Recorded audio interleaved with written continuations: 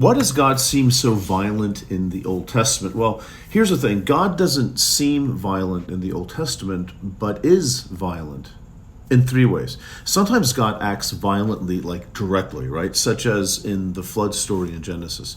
Other times, God commands others to enact violence, such as the command to exterminate the Canaanites and to take their land.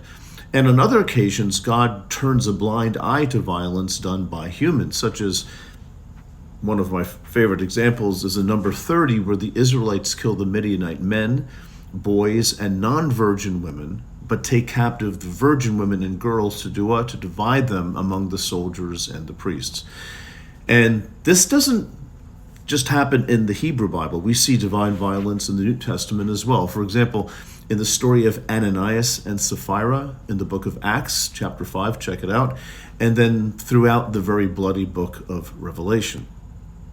So why is God so violent in the Bible? I mean, are we to think this is really what God is like? Well, what we see, for example, in the Hebrew Bible, is a reflection of the ancient Iron Age contexts in which the writers lived. They portrayed God in ways that made sense to them and their world. Violent, warring deities was how gods were thought to act by people in those days, and they projected their own tribalistic culture onto the divine realm. We all do that, by the way, folks. We're always projecting our own way of seeing things onto God. And these stories, so they tell us how some ancient Israelites understood God within the limits of their human historical contexts. It's important to remember that violence is not a new problem that only hypersensitive modern people are making up.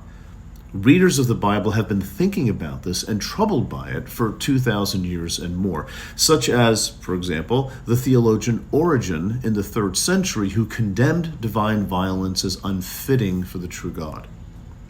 Divine violence is a theological problem, and it's best to remember that the Bible is a contextual book, and our thinking about God needs to embrace that fact and work with it.